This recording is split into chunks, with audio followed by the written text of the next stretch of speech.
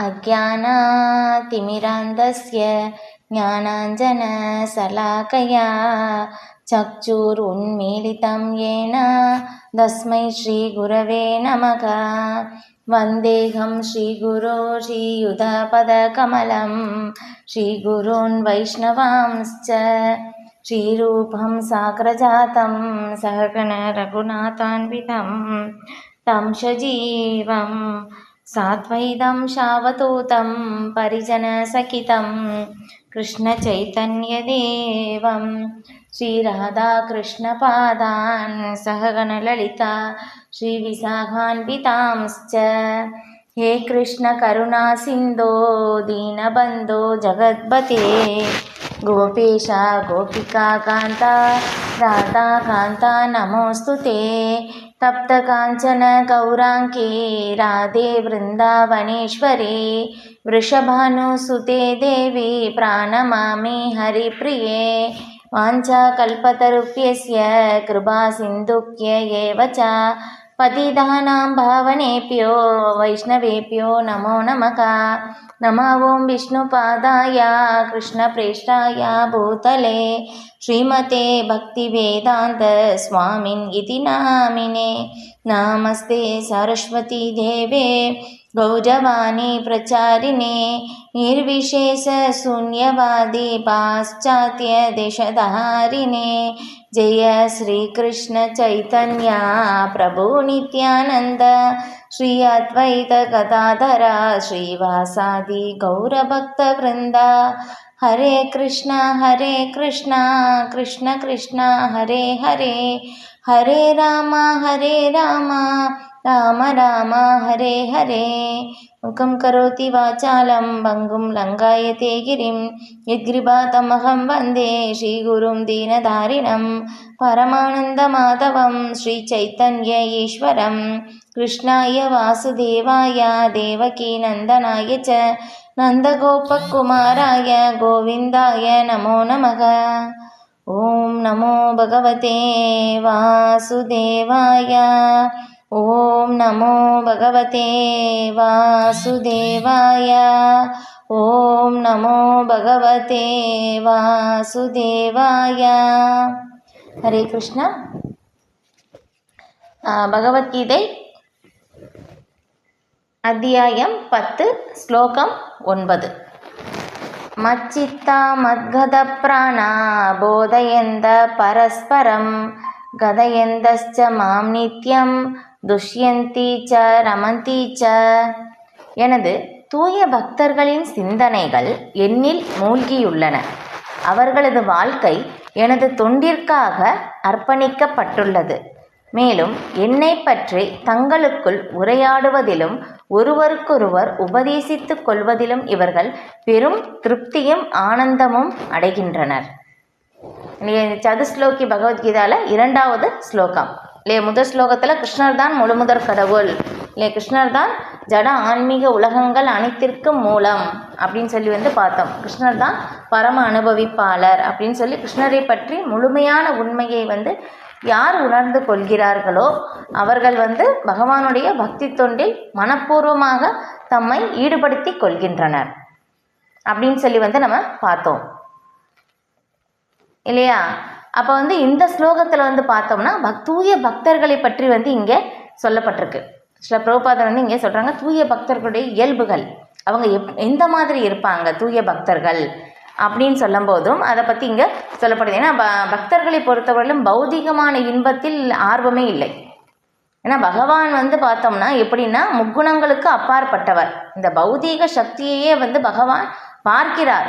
பார்ப்பதன் மூலமாகத்தான் இந்த ஜட இயற்கையை பார்க்கிறார், அவ்வளோதான். வேறு எதுவுமே பகவான் பண்ணலை. இப்போ அந்த மாதிரி பகவான் இந்த முக்குணங்களுக்கும் அப்பாற்பட்டவர் பகவான்.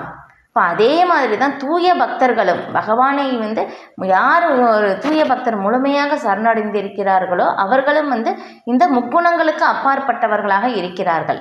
அதனால் இந்த பௌதீக இன்பம் இது எப்படி சொல்லப்படுது, சிற்றின்பம் அப்படின்னு சொல்லப்படுது. இதனால் அவர்கள் கவரப்படுவது இல்லை. ஏன்னா அவங்களுக்கு வந்து தெரியும் இது வந்து தற்காலிகமான ஒரு இன்பம் அப்படின்னு சொல்லி.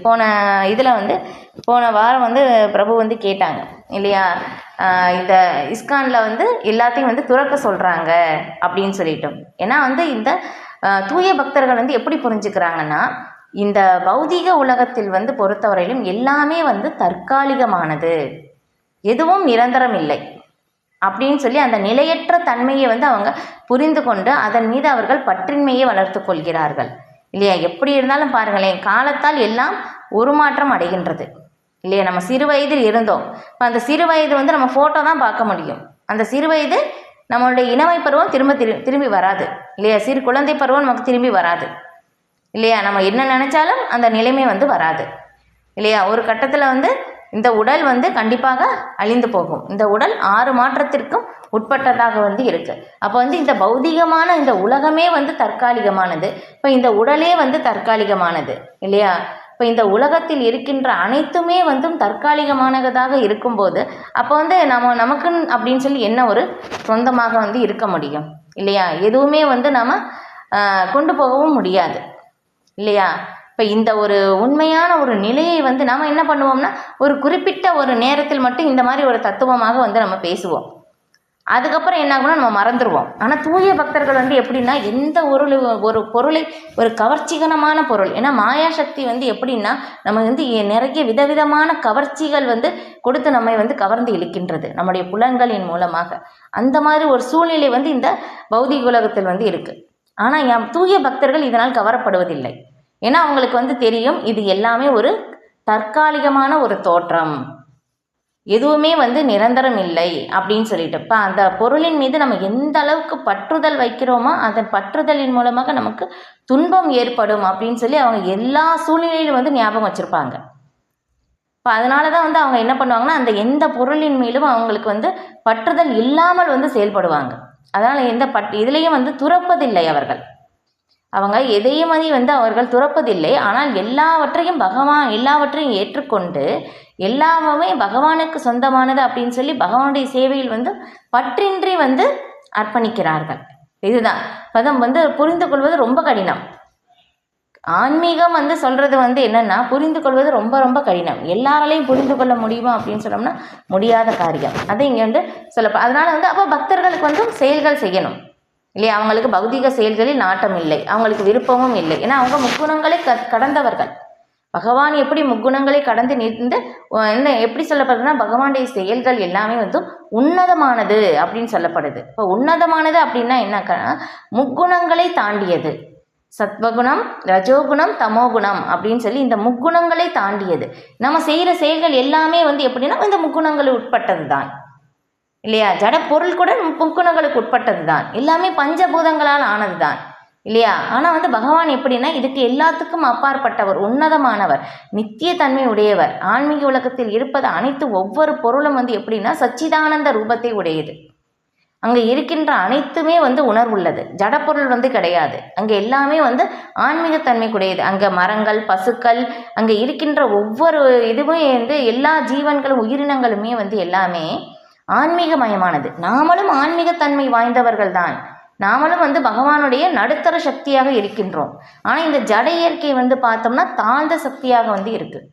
ஆனால் நம்ம வந்து அனுபவிக்கணும் அப்படின்னு சொல்லி, நம்ம பகவான் மாதிரி அனுபவிக்கணும்னு சொல்லி அந்த ஒரு ஆசைப்பட்டதுனால தான் வந்து என்ன ஆகுதுன்னா, நம்ம உயர்ந்த சக்தியாக இருந்தாலும் தாழ்ந்த சக்தியோடு நம்ம தொடர்பு வைக்கும்போது இந்த முக்குணங்களுக்கு கீழே வந்து வந்துடுறோம்.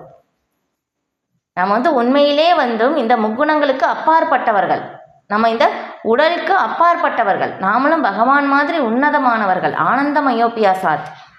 நமக்கும் வந்து அந்த ஆனந்த ரூபம் வந்து சச்சிதானந்த ரூபம்தான் நமக்கும். ஆன்மீக உலகத்தில் அங்கே இருக்கின்ற எல்லா உயிர்வாளிகளும் இந்த மாதிரி தான் வந்து இருக்காங்க. எப்போவுமே நித்தியத்தன்மை உடையவர்கள், எப்போவுமே இளமையுடன் இருப்பவர்கள். அங்கே காலத்தின் ஆதிக்கம் கிடையாது.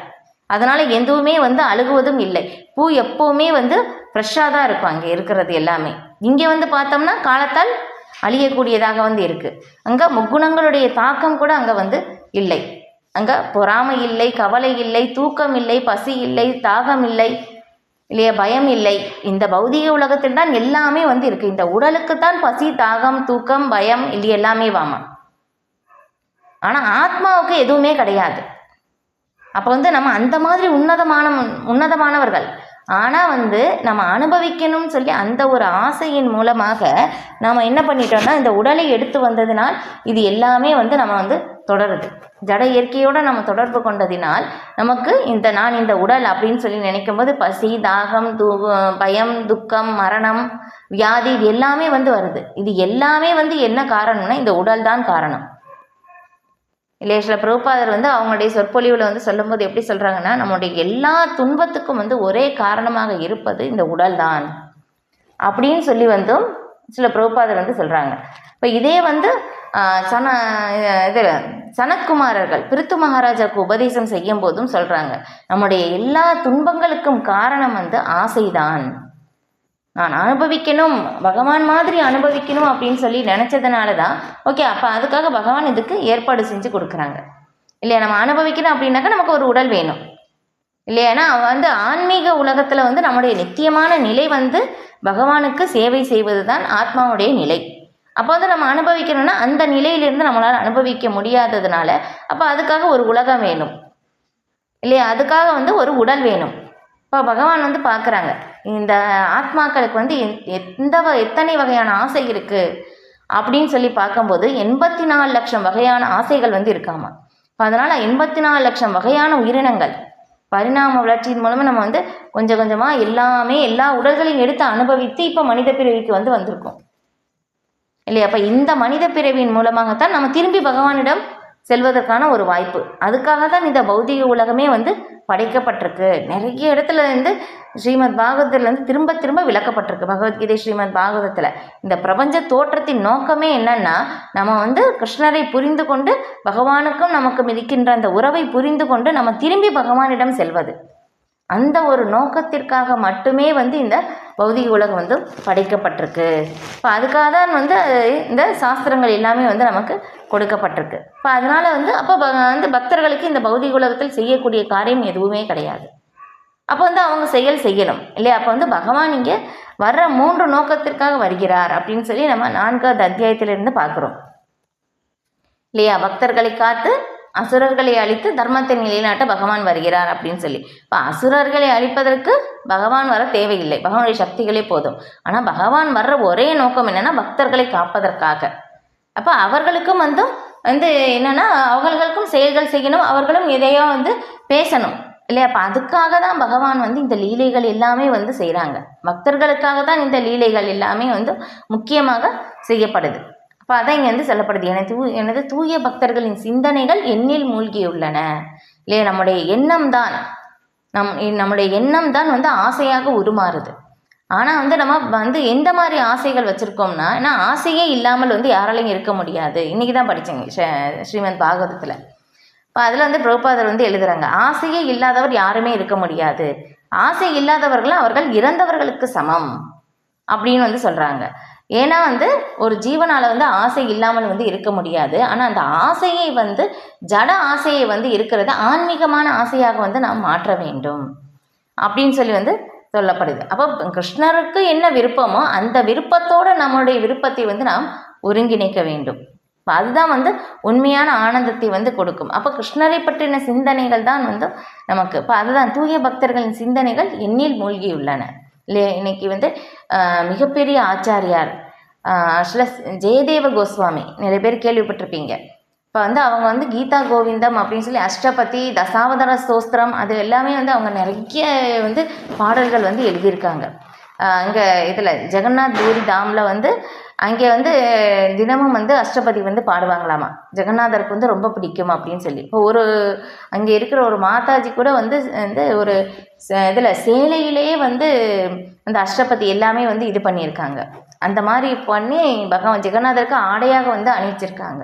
இப்போ இந்த மாதிரி எல்லாமே வந்து அங்கே பக்தர்கள், இப்போ அங்கே ஜெகநாதபுரியில் இருக்கிற பக்தர்கள் எல்லாமே வந்து தேவர்கள் எப்படி பார்க்குறாங்கன்னா 4 கை விஷ்ணு ரூபமாக பார்க்குறாங்களாமா அங்கே இருக்கிற சேவகர்கள் எல்லாமே.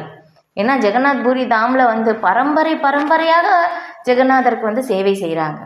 அந்த மாதிரி வந்து அங்கே இப்போ என்ன அங்கே எத்தனையோ ஒரு குடும்பங்கள் எல்லாமே வந்து ஜெகநாதரே முழுமையாக வந்து நம்பி இருக்காங்களாமா. அந்த மாதிரி ஒரு நிலை. ஏன்னா பகவானையே சார்ந்து பகவானுக்காக அர்ப்பணிப்புள்ள வாழ்க்கையோட வந்து பக்தர்கள் வந்து வாழ்கிறாங்க. இது இப்போ அந்த மாதிரி அப்போ வந்து பகவானுக்காக வந்து அவங்க வந்து செய்யும்போது அப்போ அவங்களுக்கு பேசுகிறதுக்காக பகவானை பற்றின லீலைகள் இல்லையா, பகவானுடைய லீலைகள் எத்தனை இருக்குது இல்லையா. அப்போ வந்து ஜெயதேவ கோஸ்வாமி அவங்க எழுதுனது எல்லாமே வந்து யாராலையும் இனி அந்த மாதிரி எல்லாமே வந்து பாடல்கள் வந்து எழுத முடியாது. ஆனால் சமஸ்கிருதத்தில் வந்து அந்த அளவுக்கு வந்து புலமை வாய்ந்தவர்களாக வந்து இருந்திருக்காங்க முந்தைய ஆச்சாரியர்கள் எல்லாமே வந்து அந்த மாதிரி ஒரு புலமை. ஏன்னா அவங்க பகவானுக்காக எல்லாமே வந்து அவங்க செஞ்சுருக்காங்க. பகவானுடைய லீலைகள் முழுமையாக வர்ணித்து பகவான் வந்து ஒன்றி போய் அந்த பகவானுடைய லீலைகள் எல்லாமே வந்து எப்படின்னா நம்ம வந்து பார்க்குறோம் லைவ் டெலிகாஸ்ட் அப்படின்னு சொல்லி நம்ம டிவியில் தான் பார்க்குறோம். ஆனால் அவங்களுடைய ஹிருதயத்தில் ஏன்னா அவங்க தூய மனதில் வந்து வேற எந்த விதமான வந்து ஆசையும் இல்லாததுனால பகவான் அவங்களுடைய ஹிருதயத்தில் அப்படியே பகவானை வந்து பார்க்க முடியுமாமா. இது நம்மளால் புரிஞ்சிக்கவே முடியாது இல்லையா. அப்போ அந்த மாதிரி வந்து அவங்க இருந்திருக்காங்க. அப்போ ஆன்மீக உலகத்தில் பகவான் செய்கின்ற அந்த லீலைகள் பக்தர்களோடு செய்கின்ற அந்த லீலைகள் எல்லாமே அவங்களுக்கு வந்து தெரியுது. அதை வந்து நமக்கு புத்தகமாக வந்து இங்கே நமக்கு வந்து இலக்கியமாக பாடலாக வந்து வர்ணித்து எல்லாமே வந்து அவங்க எழுதியிருக்காங்க பகவானுடைய லீலைகள் எல்லாமே வந்து.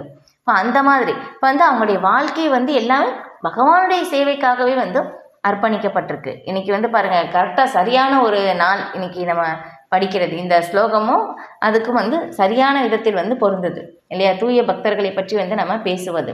இப்போ அந்த மாதிரி இப்போ வந்து என்னென்னா ஜெயதேவ கோஸ்வாமி வந்து பார்த்தோம்னா அவங்க வந்து ஏன்னா பகவானுக்காகவே எப்போவுமே வந்து பண்ணுறதுனால அவங்களுக்கு வெளி உலக அந்த ஒரு யோசனையே வந்து இருக்காது. இப்போ அந்த மாதிரி இருக்கும்போது ஒரு நாள் வந்து அவங்க பகவானை பற்றின அந்த பாடல்கள் வந்து எழுதுகிறாங்க. இப்போ அந்த மாதிரி எழுதும்போது அவங்களுக்கு என்ன தோணுதுன்னா கிருஷ்ணர் தான் முழுமுதற் கடவுள் இல்லையா, கிருஷ்ணர் தான் பகவான் இல்லையா, எல்லாத்துக்கும் உன்னத ஆளுநர் பகவான் தான். இப்போ அந்த மாதிரி இருக்கும்போது கிருஷ்ணர் எப்படி ராதாரணியுடைய தாமரை திருவடியை வந்து சேவை செய்ய முடியும்? அப்படி இருக்காது. ஸ்ரீமதி ராதாராணி தான் வந்து கிருஷ்ணருடைய தாமரை திருவடியை வந்து சேவை செய்கிறாங்க அப்படின்னு சொல்லி எழுதிட்டாங்க. இப்போ எழுதிட்டு அவங்க என்ன பண்ணுறாங்கன்னா அவங்க வந்து குளிக்கிறதுக்காக அதை வச்சுட்டு வந்து போயிடுறாங்க. போன கொஞ்ச நேரத்தில் திரும்பி வந்துடுறாங்க. இப்போ அவங்களுடைய மனைவி வந்து கேட்குறாங்க. இப்போ அந்த மாதிரி கேட்கும்போது அவங்க சொல்கிறேன் இப்போ தானே நீங்கள் வந்து குளிச்சுட்டு வரேன் அப்படின்னு சொன்னீங்கன்னு சொல்லும்போது எனக்கு குளிக்கெல்லாம் வந்து எனக்கு நேரம் இல்லை, எனக்கு பசிக்குது சாப்பிடணும் அப்படின்னு சொல்லும்போது இப்போ அவங்க சாப்பிட்றாங்க. சாப்பிட்டு ஐயோ ரொம்ப நல்லா இருக்கு அப்படின்னு சொல்லி ரொம்ப புகழ்ந்து பேசுகிறாங்க. இந்த மாதிரியெல்லாம் அவங்க பேசினதில்லை. இப்போ அந்த மாதிரி பேசிட்டு அவங்க என்ன பண்ணுறாங்க போயிடுறாங்க. அதுக்கப்புறம் கொஞ்சம் நேரம் கழித்து உண்மையிலே ஜெயதேவ கோஸ்வாமி வந்து வர்றாங்க. இப்போ இதுக்கு முன்னாடி வந்தது யாருன்னா பகவான் கிருஷ்ணரே வந்திருக்காங்க நேரடியாக வந்து அவங்க எழுதுனது வந்து திருத்தி எழுதியிருக்காங்க. நான் ஸ்ரீமதி ராதாரணியுடைய தாமரை திருவடியை சேவை செய்கிறேன் அப்படின்னு சொல்லி அவங்க எழுதுனதை திருத்தி எழுதிட்டு போயிருக்காங்க. இப்போ உண்மையிலே ஜெயதேவ கோஸ்வாமி வரும்போது எனக்கு சாப்பிடணும்னு சொல்லும்போது இப்போ தானே சாப்பிட்டீங்க அப்படின்னு சொல்லி அவங்க மனைவி வந்து கேட்குறாங்க. இல்லையே நான் இப்போ தானே வந்து குளிச்சுட்டு வரேன் அப்படின்னு சொல்லும்போது அதுக்கப்புறம் தான் சில ஜெயதேவ கோஸ்வாமிக்கு வந்து புரியுது ஓ பகவானே வந்திருக்காங்க அப்படின்னு சொல்லி. அப்போ அந்த ஓலையை எடுத்து அவங்க எழுதுனதை பார்க்குறாங்க, திருத்தி எழுதப்பட்டிருக்கு. இப்போ பகவானே வந்து அவங்களுடைய இதில் வந்து வந்திருக்காங்க. ஏன்னா அவங்க வந்து அந்த அளவுக்கு வந்து அவங்களுக்கு ஒன்றி அந்த பௌதிகமான அந்த ஒரு துன்பம், அந்த சோகம், துக்கம், பயம், பசி, தாகம் எல்லாத்துக்கும் அப்பாற்பட்டவராக பகவான் எப்படி இருக்கிறாரோ தூய பக்தர்களும் அந்த மாதிரி தான். இது நம்மளால் புரிஞ்சிக்கவே முடியாது. இப்போ இதே வந்து பார்த்தோம்னா இதுலேயும் பக்தி ரசாமிர்த சிந்து அப்படின்னு சொல்லி ஸ்ரீ ரூப கோஸ்வாமி வந்து எழுதியிருக்காங்க. இப்போ அதில் வந்து சொல்லப்பட்டிருக்கு, அதில் மேற்கோள் கொடுத்துருக்காங்க. ஸ்ரீமத் பாகவதத்தில் வந்து ஸ்ரீ சுகதேவ கோஸ்வாமி பரிசுத்த மகாராஜாவுக்கு சொன்னது, யார் ஒருவர் வந்து நான் வந்து தொடர்ந்து ஸ்ரீமத் பாகவதம் கேட்பேன் அப்படின்னு சொல்லி யார் ஒருவர் வந்து இது பண்ணிக்கிறாங்களோ தொடர்ந்து உறுதி எடுத்துக்கிறாங்களோ அவங்களுக்கு வந்து பசி, தாகம், துக்கம், பயம் அதிலிருந்து விடுதலையாமா. பாருங்கள், இதே வந்து பரிசுத்த மகாராஜா 7 நாட்கள் தொடர்ந்து ஸ்ரீமத் பாகவதத்தை வந்து கேட்குறாங்க. அதுவும் வந்து நீங்கள் அந்த ஸ்ரீமத் பாகவதத்தில் வந்து பார்த்துருப்பீங்க அந்த படம். பரிசுத்த மகாராஜா வந்து எப்படி உட்கார்ந்துருப்பாங்க, அந்த பணிவோடு அந்த கால் வந்து மடக்கி வந்து வச்சு உட்கார்ந்துருப்பாங்க. ஆனால் 1 வாரம் அப்படியே உட்கார்ந்துருக்காங்களாமா.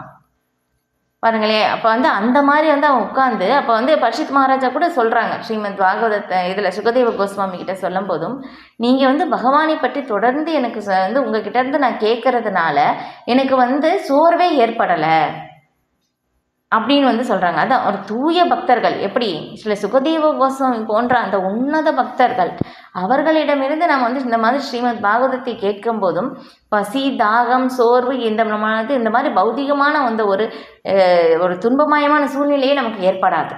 ஏன்னா பகவானுக்கும் பகவானுடைய லீலைகளுக்கும் எந்த வித்தியாசமும் இல்லை. பகவானை பண்ணுடைய லீலைகள் வந்து கேட்குறோம் அப்படின்னாக்கா இப்போ பகவானுடைய லீலைகளோடு நம்ம அந்த பகவான் லீலையை எங்கே செய்கிறாங்களோ அந்த லீலையோடு நம்ம ஒன்று இருக்கின்றோம். இப்போ பகவான் உன்னதமானவர், பகவானுடைய லீலைகளும் வந்து உன்னதமானது. இது எப்படின்னா நம்மளால் புரிந்து கொள்ளவே முடியாது.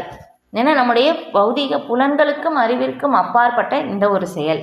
இப்போ அதான் வந்து இங்கே சொல்லப்படுது, எனது தூய பக்தர்களின் சிந்தனைகள் என்னில் மூழ்கியுள்ளன இல்லையா. இதில் வந்து நம்ம பார்க்குறோம் பிரகலாத் மகாராஜா இல்லையா, அவங்க அப்பா வந்து எவ்வளவு வந்து கஷ்டம் கொடுத்தாலும் வந்து எப்போவுமே கிருஷ்ணனுடைய சிந்தனையிலேயே ஸ்மரணத்திலேயே, ஏன்னா ஸ்மரணத்துக்கே உதாரணமே வந்து பிரகலாத் மகாராஜா தான் இல்லை. எவ்வளவு இக்கட்டான ஒரு சூழ்நிலையில் கூட வந்து கிருஷ்ணரை வந்து நினைவில் ஸ்மரணம் செய்தார். நம்மளால் முடியுமா?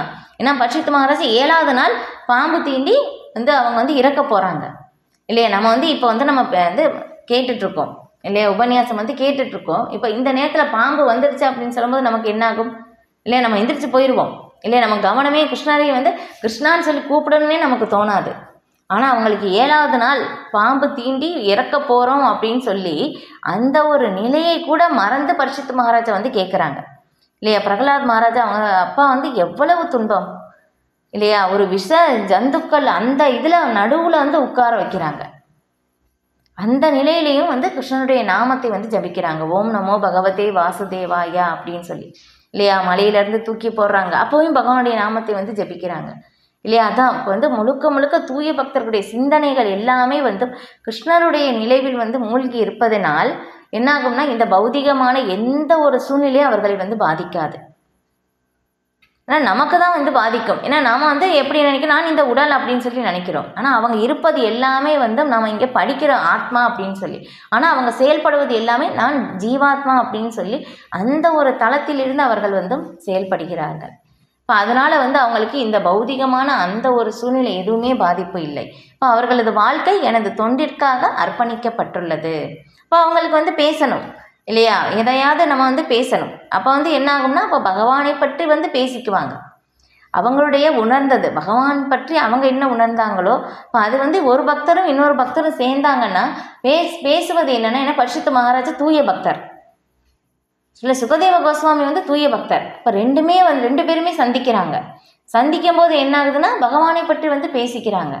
இப்போ அது வந்து எல்லாரையும் வந்து புனிதப்படுத்துது இல்லை. இதே வந்து பார்த்தோம்னாலும் உத்தவரும் விதுரரும் சந்திக்கிறாங்க. அந்த மாதிரி சந்திக்கும் போது உத்தவர் வந்து பார்க்குறாங்க, விதுரர் வந்து பார்க்குறாங்க. ஒரு நொடியில் வந்து என்ன பகவான் அப்போ தான் லீலையை வந்து முடிச்சுட்டு போயிருக்காங்க அப்படின்னு சொல்லிட்டு வந்து உத்தவருக்கு வந்து விதுரர்கிட்ட சொல்லும் போதும் உத்தவருக்கு வந்து அப்படியே அஷ்ட சாத்வீக விகாரம் வந்து ஏற்படுதாமா. பகவானுடைய அந்த உன்னத பிரேமை தளத்தில் வந்து போகிறாங்க. இதெல்லாம் நம்மளால் புரிஞ்சிக்கவே முடியாது.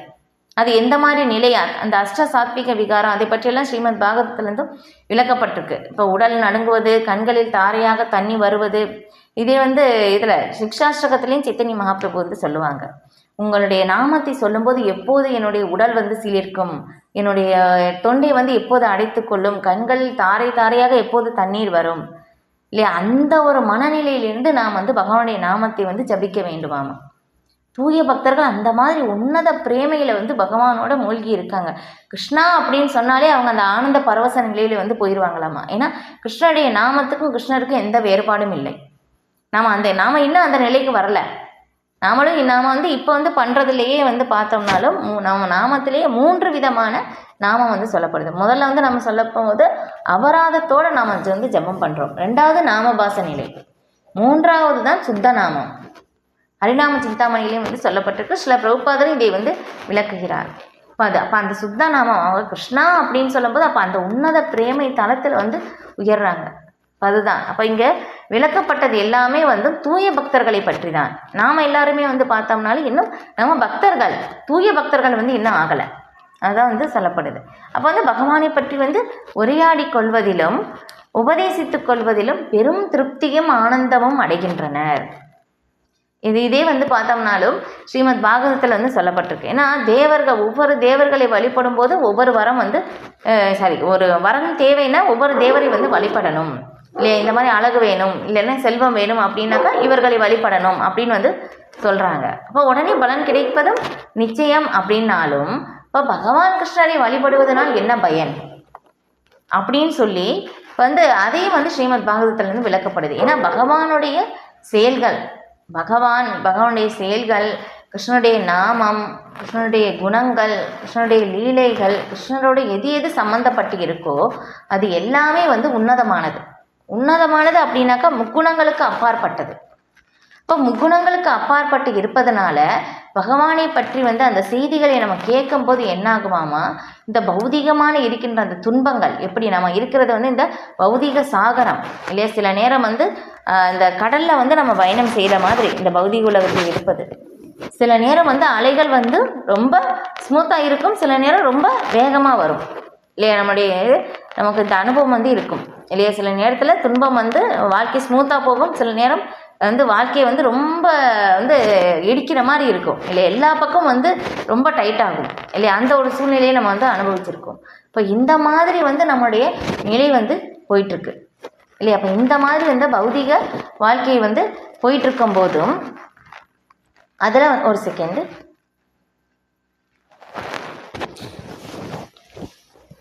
அப்போ வந்து இந்த மாதிரி பௌதிகமான அந்த ஒரு துன்ப நிலை கூட வந்து நம்மை அந்த வந்து பாதிக்காது.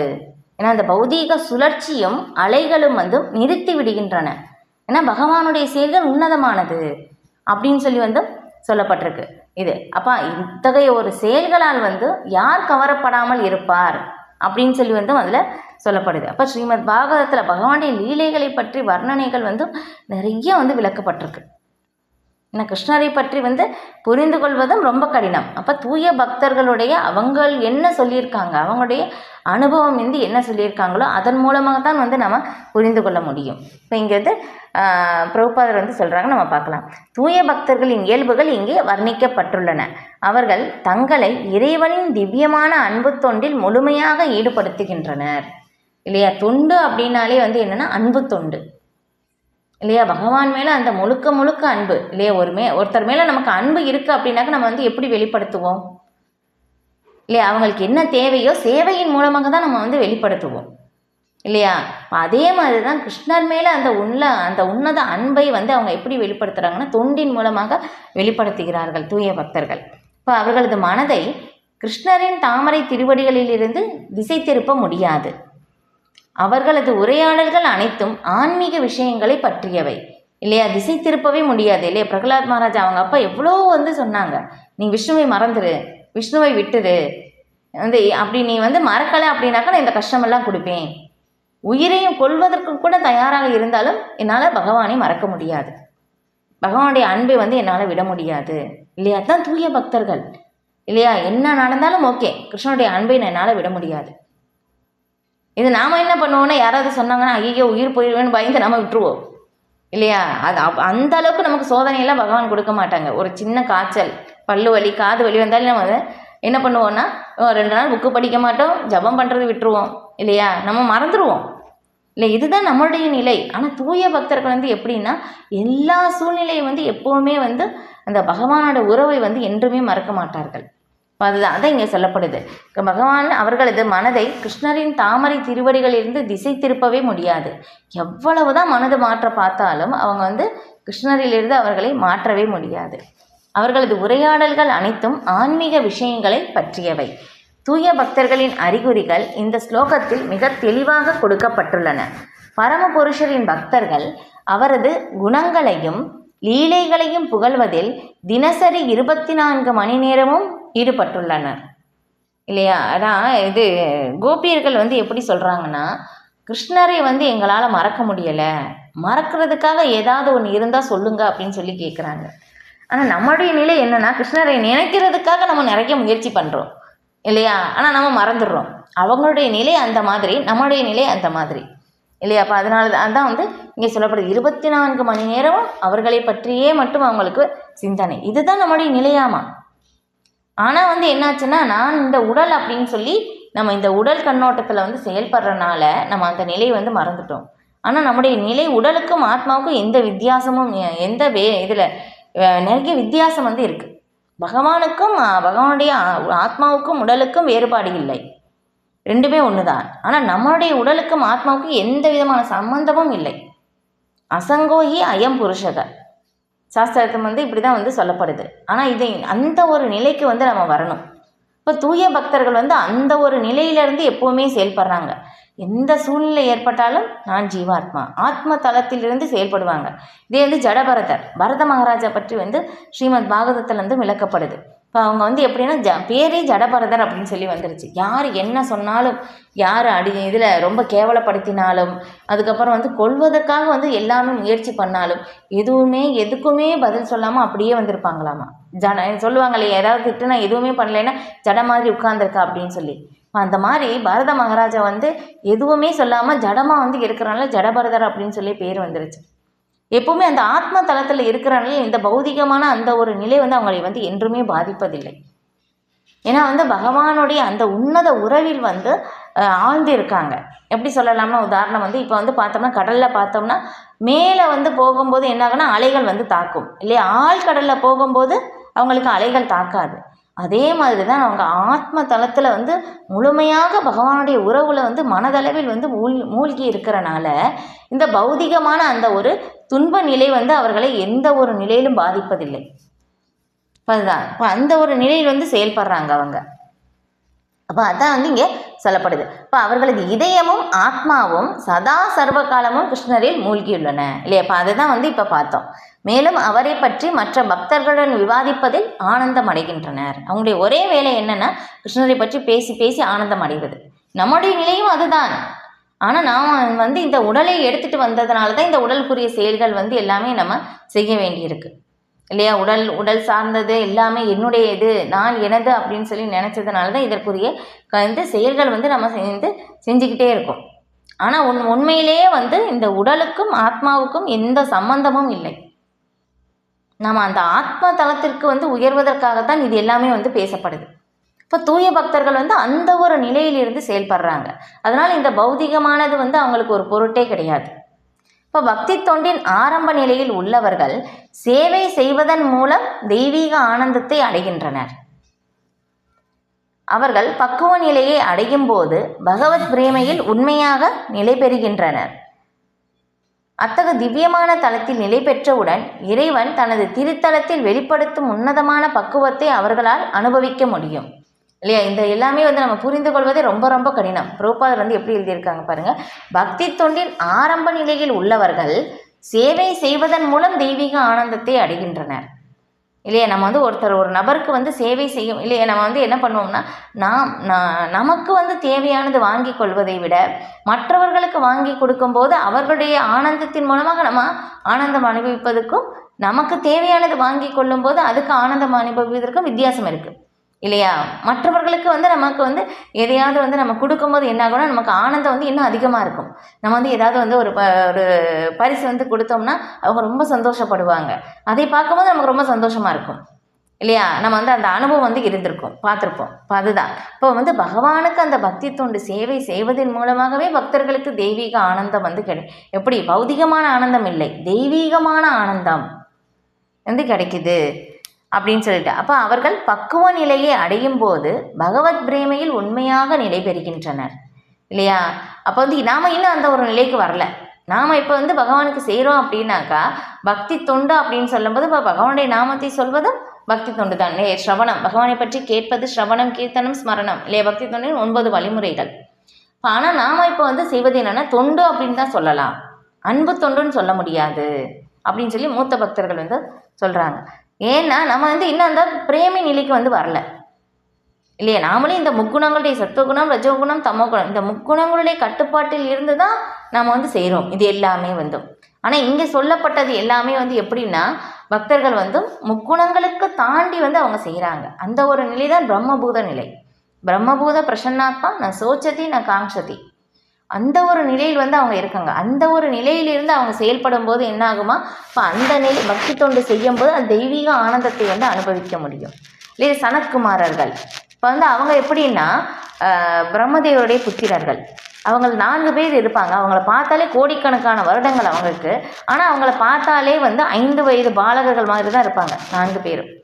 அதனால் சனத்குமாரர்கள் 4 பேர் சேர்ந்து போவாங்க. அவங்க வந்து ஆடை கூட உடுத்திருக்க மாட்டாங்க. நான் 5 வயது பாலகர்களாக இருந்ததுனால அந்த மாதிரி போகும்போதும் இப்போ வந்து அந்த பிரம்மபூத நிலையில் வந்து அவங்க இருக்காங்க. அந்த ஒரு நிலையிலேருந்து வைகுண்ட லோகத்திற்கு வந்து போகும்போது அப்போ வந்து பகவானுடைய தாமரை திருவடிகளின் துளசியை நுகர்ந்த உடனேயே வந்து பகவானுடைய தாமரை திருவடிகள் இந்த துளசியை நுகர்வதும் ஒரு பக்தி தொண்டு சேவையாமா. இப்போ இங்கே யாராவது வந்து இந்த மாதிரி நான் சேவை செய்கிறேன்னா ஒத்துக்குவாங்களா? இல்லையா? நான் கோயிலுக்கு போகிறேன், பகவானுடைய மலர்கள் வந்து துளசியிலை மட்டும் நான் நறுமணம் பார்க்குறேன், இதுதான் என்னுடைய சேவை, இது மட்டும் தான் நான் செய்வேன், யாருமே ஒத்துக்க மாட்டாங்க இல்லையா? அப்போ வந்து என்னென்னா அப்போ வந்து இந்த மாதிரி துளசியை வந்து நுகர்ந்த உடனே வந்து அவங்க பிரேமை நிலைக்கு போயிட்டாங்களாமா. இது நம்மளால் புரிஞ்சிக்கவே முடியாது இல்லையா? நம்ம அந்த நிலைக்கு வரும்போது தான் வந்து புரிந்து கொள்ள முடியும். அப்படி தான் வந்து ஸ்ரீமத் பாகவதத்தில் வந்து விளக்கப்படுது. அதுக்கு முன்னாடி வந்து பகவானை வந்து அவங்க ஒரு ஞானத்தின் தளத்தில் தான் அவங்க இருந்தாங்க, பிரேமை நிலைக்கு உயரலை. ஆனால் பிரம்மபூத நிலையில் வந்து இருந்தாங்க. ஆனால் அந்த ஒரு நிலையிலிருந்து அவங்க பிரேமை நிலைக்கு வந்து உயர்ந்துட்டாங்க அப்படின்னு சொல்லி வந்து சொல்லப்படுது. இப்போ இதை நம்ம புரிந்து கொள்வது மிக மிக கடினம். ஏன்னா நம்ம இந்த முக்குணங்களுடைய கட்டுப்பாட்டில் இருக்கிறனால நம்மளால் இது புரிந்து கொள்ள முடியாது. அதில் சொல்லியிருக்கப்பட்டிருக்கிறபடி நம்ம தத்துவ ரீதியாக புரிஞ்சுக்கலாம், அவ்வளோதான். அப்போ பகவத் பிரேமையில் உண்மையாக நிலை பெறுகின்ற உன்னத பக்குவத்தை அடையும் போது இல்லையா வந்து அவங்க பக்குவத்தை அடையும் போது அந்த பகவத் பிரேமையில் நிலை பெறுகின்றனர். அத்தகைய திவ்யமான தளத்தில் நிலை பெற்றவுடன் இறைவன் தனது திருத்தலத்தில் வெளிப்படுத்தும் உன்னதமான பக்குவத்தை அவர்களால் அனுபவிக்க முடியும். இதே வந்து பார்த்தோம்னா பகவான் இதில் 6 கோஸ்வாமிகள், சர்கோஸ்வாமிகள் அப்படின்னு சொல்லுவாங்க இல்லையா, சைத்தன்ய மகாபிரபுடைய நேரடி சீடர்கள். இப்போ அவங்க எல்லாமே வந்து ஸ்ரீ ரூப கோஸ்வாமி, ஸ்ரீ சனாதன கோஸ்வாமி, அவங்க எல்லாருமே வந்து எப்படின்னா அவங்க வந்து ஒவ்வொரு நாளைக்கும் வந்து ஒவ்வொரு மரத்தடியில் வந்து உட்காருவாங்களாமா. அங்கே உட்காரும்போது அந்த மரத்துக்கு கீழே வந்து பகவான் வந்து அங்கே அந்த அந்த இடத்துல என்ன லீலைகள் செய்தார்களோ அப்படியே அவங்களுக்கு ஹிருதயத்தில் வந்து அப்படியே டெலிகாஸ்ட் ஆகுமாமா, தெரியுமாமா. இல்லை இங்கே சொல்லியிருக்கிற மாதிரியே அந்த உன்னத நிலைக்கு, இந்த பிரம்மபூத நிலைக்கு நம்ம அடைந்து, இப்போ இது நம்மளால் புரிந்து கொள்வது கடினம். இது வந்து நம்ம தத்துவ ரீதியாக இப்போது புரிஞ்சுக்கலாம். பகவான் அந்த நம்ம இந்த பக்தி சேவை செய்து பகவானுடைய நாமத்தை சொல்லி சொல்லி நம்ம அந்த பக்குவ நிலை அடையும் போது இங்கே சொல்லப்பட்டது வந்து நம்ம இந்த அனுபவ ரீதியாக உணர முடியும். நம்ம இந்த நிலைக்கு வராததுனால இப்போ வந்து ஒரு தத்துவ ரீதியாக அதில் என்ன சொல்லப்பட்டிருக்கோ அதை அப்படியே நம்ம புரிஞ்சுக்கலாம், அவ்வளோதான்.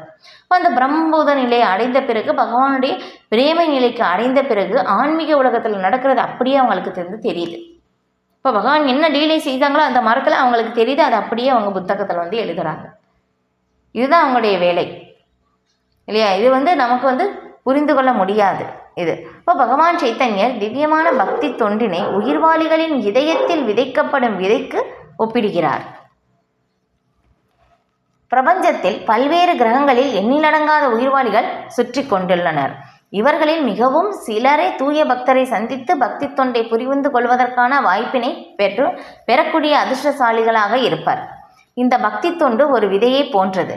இஃது உயிர்வாளிகளின் இதயத்தில் விதைக்கப்பட்டு அவன் ஹரே கிருஷ்ணா கிருஷ்ண கிருஷ்ண ஹரே ஹரே, ஹரே ராம ராம ராம ஹரே ஹரே என்று கேட்டுக்கொண்டும் சொல்லிக்கொண்டும் இருந்தால் தொடர்ந்து நீர் ஊற்றுவதன் மூலம் ஒரு மரத்தின் விதை எவ்வாறு முளைக்குமோ அதுபோன்று பக்தியின் விதையும் முளைக்கும். பக்தி தொண்டு என்னும் இந்த ஆன்மீக கொடி படிப்படியாக வளர்ந்து ஜட உலகின் திரையை கிழித்து கொண்டு ஆன்மீக வானின் பிரம்மஜோதியின் பிரகாசத்தினுள் நுழைகிறது. ஆன்மீக வானில் மிக உயர்ந்த கிரகமும் கிருஷ்ணருடைய பரமலோகமும் ஆகிய கோலோக பிருந்தாவனத்தை அடையும் வரை இக்கொடி தொடர்ந்து வளர்கின்றது. இறுதியில் கிருஷ்ணரின் தாமரை திருவடிகளில் அடைக்கலம் பெற்று அங்கேயே அக்கொடி நித்திய வாழ்வு வாழ்கின்றது. இல்லை இது சைத்தன்ய சரிதாமிரத்தில் வந்து ரொம்ப விரிவாக வந்து விளக்கப்பட்டிருக்கு. இப்போ அதனுடைய சுருக்கம் தான் வந்து இங்கே ஸ்ரீ பிரபுபாதர் வந்து கொடுத்துருக்காங்க. என்னென்னா பிரம்மாண்ட பிரமிதே கோண பாக்யவான் ஜீவ குரு கிருஷ்ண பிரசாதே பாய பக்தி லதா பீஜ அப்படின்னு சொல்லப்பட்டிருக்கு. ஏன்னா ஒரு இந்த பிரம்மாண்டம் இல்லையா, மேலுள்ள 14 உலகங்கள் இருக்குது. இப்போ 24 லட்சம் வகையான உயிரினங்களில் இந்த மாதிரி வந்து ஒவ்வொரு யோனிகள்லேயும் நாம் வந்து ஒவ்வொரு இடத்துலையும் வந்து சுற்றி திரியும் போதும் ஒரு பாக்யவான் ஜீவனுக்கு மட்டும்தான் ஆன்மீக குருவை சந்திக்கின்ற வாய்ப்பு வந்து கிடைக்குது. எல்லாருக்குமே கிடைக்காது, பாக்யவான் ஜீவனுக்கு தான் கிடைக்குது. நமக்கு அந்த வாய்ப்பு இப்போ வந்து கிடைச்சிருக்கு.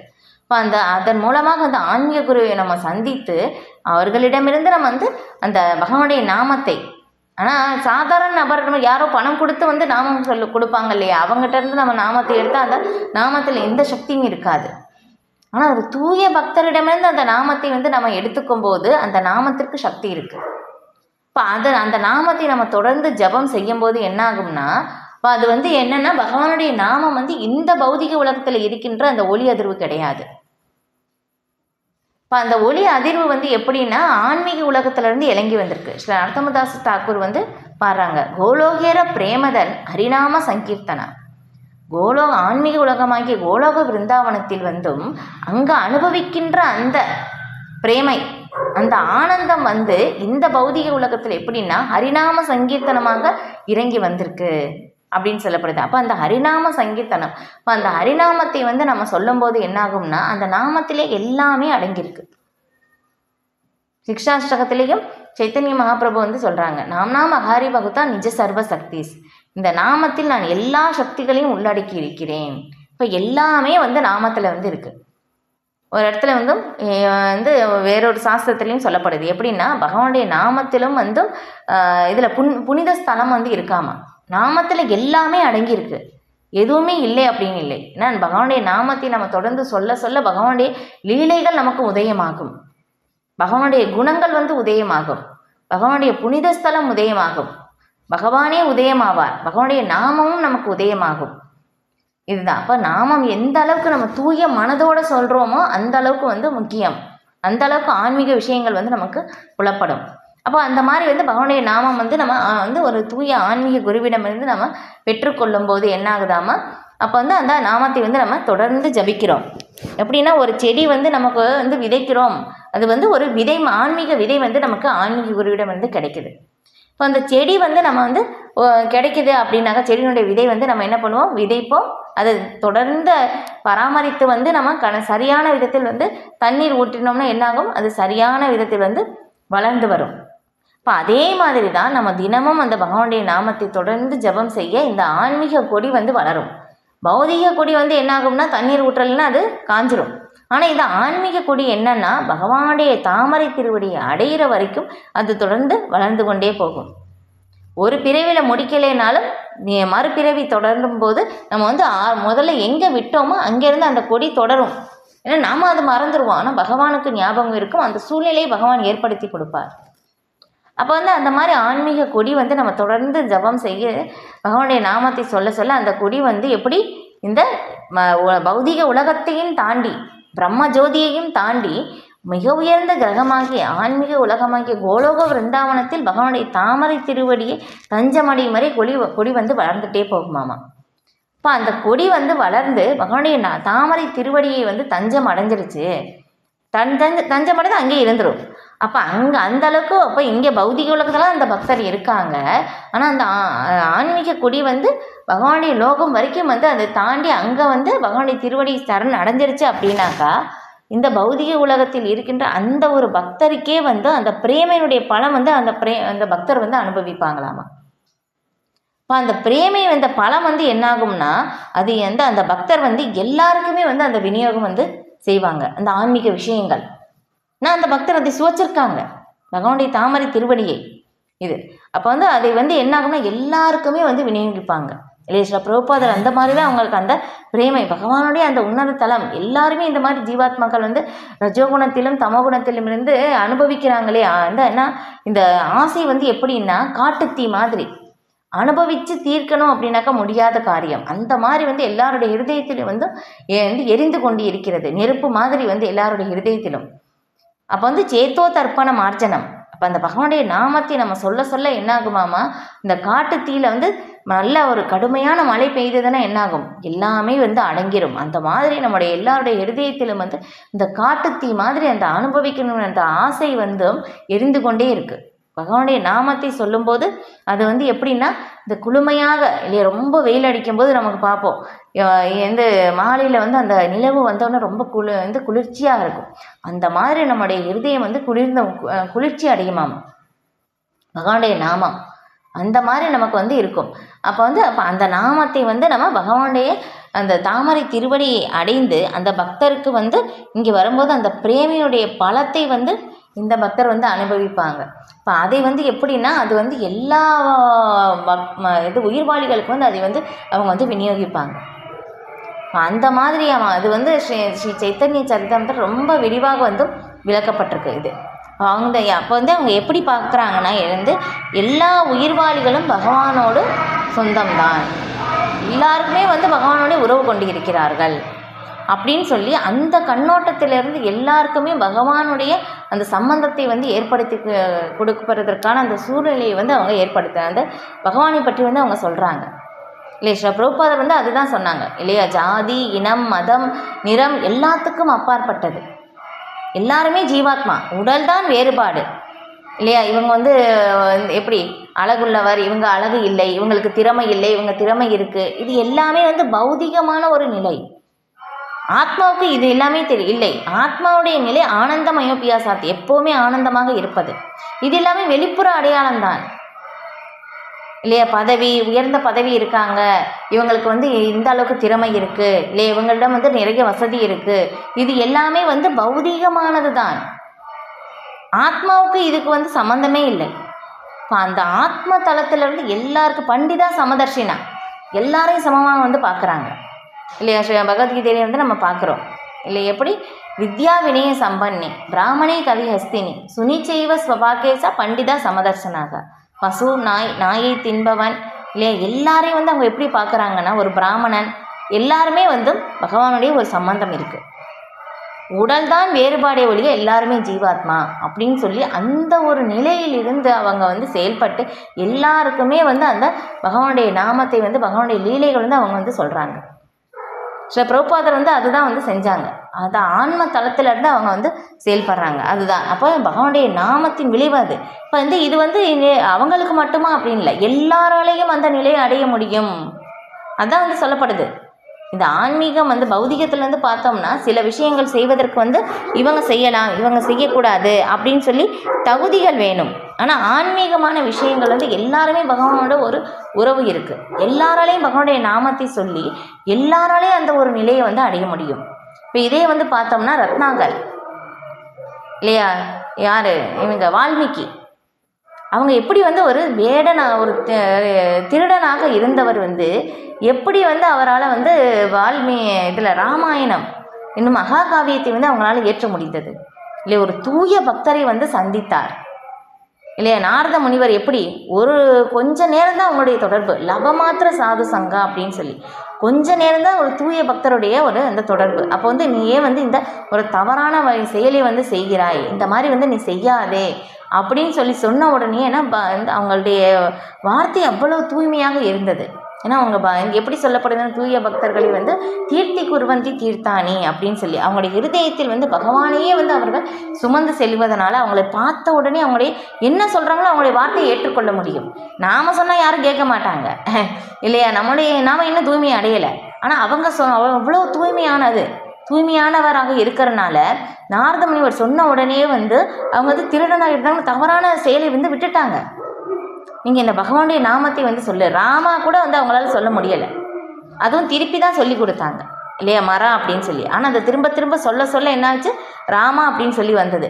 இந்த மாதிரி வந்து பல வருடங்கள் வந்து பகவானுடைய நாமத்தை ராமா இந்த 2 எழுத்து தான் திரும்ப திரும்ப திரும்ப சொல்லியே எப்படி ஒரு தவறான ஒரு செயலில் ஈடுபட்டு இருந்தவர் கூட தூய பக்தருடைய சங்கத்தினால் வால்மீகி அப்படின்னு சொல்லி அந்த ஒரு மகாகாவியத்தை இயற்றக்கூடிய அந்த ஒரு உயர்ந்த நிலைக்கு வந்து உயர்ந்தார்.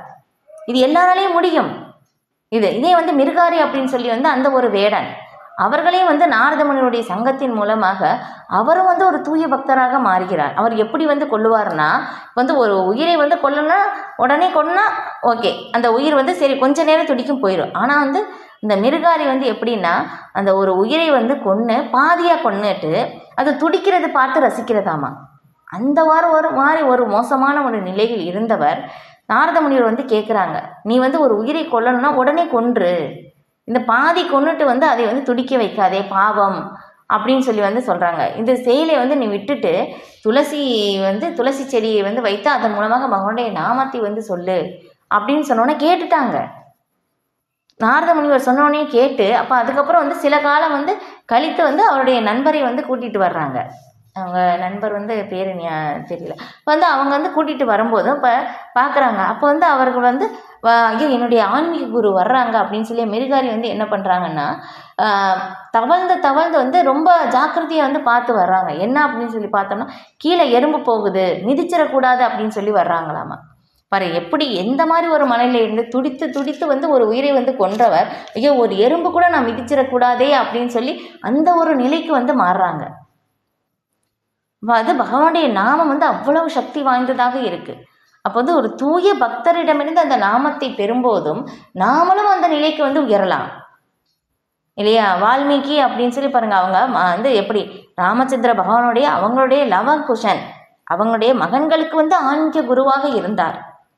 நாமளும் அந்த நிலையை வந்து அடைய முடியும், எல்லாராலையும் அடைய முடியும். ஆனால் நம்ம நாமத்தை எந்த அளவிற்கு தூய நாமத்தோட எந்த உள்நோக்கமும் இல்லாமல் வந்து ஜபிக்கிறோமோ நாமளும் அந்த நிலையை வந்து அடைய முடியும் இல்லையா? நீங்கள் வந்து பார்க்குறீங்க இல்லை, இஸ்கானில் வந்து பார்த்தோம்னா இல்லை எல்லாருமே வெளிநாட்டவர் இல்லையா? அவங்களுடைய வாழ்க்கையே வந்து சொல்லியிருக்காங்க. முதல்ல வந்து மாடலிங்கில் இருந்து ரொம்ப மோசமான ஒரு செயலில் வந்து ஈடுபட்டு இருந்தவர்களே வந்து சில பிரபுபாதருடைய பகவத்கீதை படித்த உடனே அவங்களுடைய வந்து இருதயத்திலே மிகப்பெரிய மாற்றங்கள் ஏற்பட்டு நம்முடைய இதுதான் நம்முடைய கலாச்சாரம் அப்படின்னு சொல்லி உடையெல்லாம் சரியான ஒரு விதத்தில் வந்து அணிந்து கொண்டு பகவானுக்காக அர்ப்பணிச்சிருக்காங்க. நிறைய பேர் அந்த மாதிரி இருக்காங்க. நீங்கள் இதில் வந்து போய் பார்த்தீங்கனாலே தெரியும், கூகுளில் உள்ளே போய் பார்த்தாலே. இப்போ இந்த மாதிரி வந்து எல்லாருமே வந்து அவங்களுடைய இருதயத்திலேருந்து இந்த மாற்றத்தை வந்து ஏற்படுத்தியிருக்கு. ஏன்னா தூய பக்தர்களுடைய வார்த்தை அந்த மாதிரி எல்லாருடைய இருதயத்திலும் மிக உயர்ந்த மாற்றத்தை ஏற்படுத்தக்கூடியதாக வந்து இருக்குது இது. ஓகே, ஒரு கொடி வளரும் போது பூக்களையும் பழங்களையும் படிப்படியாக வழங்குவது போல பக்தி தொண்டு என்னும் இக்கொடியும் பழங்களை உற்பத்தி செய்கிறது இல்லையா? நம்ம வந்து பார்த்தோம் இல்லையா? பகவானுடைய தாமரை திருவடியை அடைந்து பிரேமை என்னும் பழம் வந்து கொடுக்கும் இல்லை? நம்ம வந்து ஒரு கொடியுடைய விதை வந்து நட்டோம் அப்படின்னாக்க நகும் கொடி வளர்ந்து அது வந்து ஒரு கட்டத்தில் வரும்போது அதுலேருந்து பூக்களும் பழமும் வந்து நமக்கு கொடுக்கும். இது நமக்கு அனுபவம் இருக்கு. அதே மாதிரி தான் இந்த ஆன்மீக விதை, பகவானுடைய நாமம் என்னும் ஆன்மீக விதை வந்து ஆன்மீக உலகமாகிய கோலோக விருந்தாவனத்தில் பகவானுடைய தாமரை திருவடியை தஞ்சம் அடைந்து இப்போ அங்கே வந்து அந்த கொடி வந்து அங்கே தஞ்சம் புகுந்து அங்கே இருந்து பிரேமை என்னும் பழம் வந்து அந்த பக்தருக்கு வந்து கிடைக்குது. இப்போ அதை வந்து அந்த தூய பக்தர் வந்து சுவைக்கிறார். மேலும் ஸ்ரவணம் கீர்த்தனத்தின் மூலம் அதற்கு தொடர்ந்து நீரூற்றப்பட்டு வருகிறது. பக்தி தொண்டு என்னும் இக்கொடி சைத்தன்ய சரிதாமிரத்தில் மத்திய லீலை அத்தியாயம் 19 முழுமையாக விளக்கப்பட்டுள்ளது. அங்கே விளக்கப்பட்டுள்ளபடி பரமபுருஷரின் தாமரை முழு தாவரமும் தஞ்சமடையும் போது பக்தன் இறை அன்பில் முழுமையாக ஆழ்ந்து விடுகிறான்.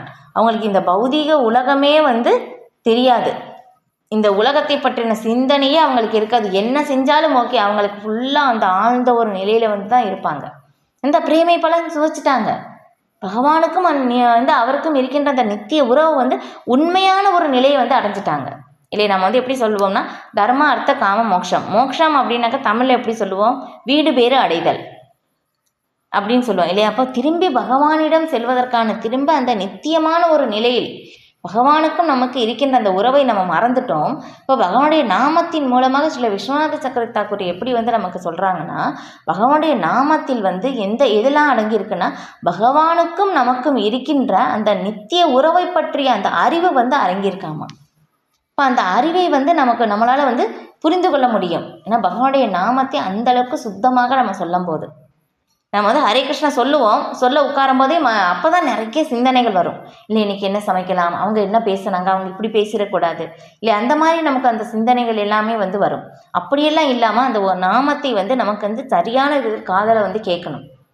ஹரே அப்படின்னு சொல்லும்போது ஒவ்வொரு எழுத்தும் வந்து நம்ம கேட்கணும். இப்போ அந்த மாதிரி கேட்கும்போது அப்போ வந்து நம்ம புரியும் பகவானுக்கும் நமக்கும் இருக்கின்ற அந்த உறவு என்ன அப்படின்னு சொல்லி. இப்போ அதான் வந்து அதை பற்றி தான் இங்கே வந்து விளக்கப்படுது. தூய நாமத்தை சொல்லும்போது நான் எந்த பலன் கிடைக்கும் அப்படின்னு சொல்லிட்டு அப்போ வந்து அங்கே வந்து தஞ்சம் அடைந்து பக்தன் முழுமையாக ஆழ்ந்து விடுகிறார். அந்த பிரேமையை முழுமையாக வந்து சுவைக்கிறார். அதன் பின்னர் நீரின்றி எவ்வாறு ஒரு மீனால் வாழ முடியாதோ அது போன்ற பரம புருஷனின் உறவின்றி ஒரு கணமும் வாழ முடியாத நிலையை அவன் அடைகிறான் இல்லையா? இது இப்படி இல்லையா? இதே வந்து பார்த்தோம்னா வந்து மூத்த பக்தர்கள் ரொம்ப அழகாக வந்து ஒரு அந்த விளக்கம் வந்து சொல்லுவாங்க. ஒரு மீன் இருக்குது. இப்போ அந்த மீனை வந்து தண்ணியில் இருந்து எடுத்து அது ரொம்ப அழகான வந்து ஒரு எப்படி ஒரு ஜொலிப்பான அந்த ஒரு ஆடை வந்து அணிவித்து ரொம்ப அழகழகான அந்த ஸ்வீட் எல்லாமே வந்து கொடுத்தோம்னா அந்த மீனுக்கு வந்து என்ன கொடுத்தாலும் சந்தோஷம் இருக்காது. அந்த மீனுக்கு சந்தோஷம் என்னென்னா தண்ணியில் தான். அதே மாதிரி தான் பகவானுக்கும் அந்த பக்தருக்கும் இருக்கின்ற அந்த பிரேமையை வந்து அதை வந்து அந்த பக்தர் சுவைச்சிட்டாங்க அப்படின்னாக்கா, எப்படி நீர் இல்லாமல் மீனால் வாழ முடியாதோ அந்த மாதிரி ஒரு நிலை வந்து அடைவாங்களாமா. இப்போ தூய நாமத்தை ஜபிக்கும் போது அந்த நிலை வந்து ஏற்படும். எல்லாராலையும் அதை அடைய முடியும். அதான் நாமத்தினுடைய சக்தி. இவங்க தான் அடைய முடியுமா அப்படின்னு கிடையாது, எல்லாராலையும் அடைய முடியும்.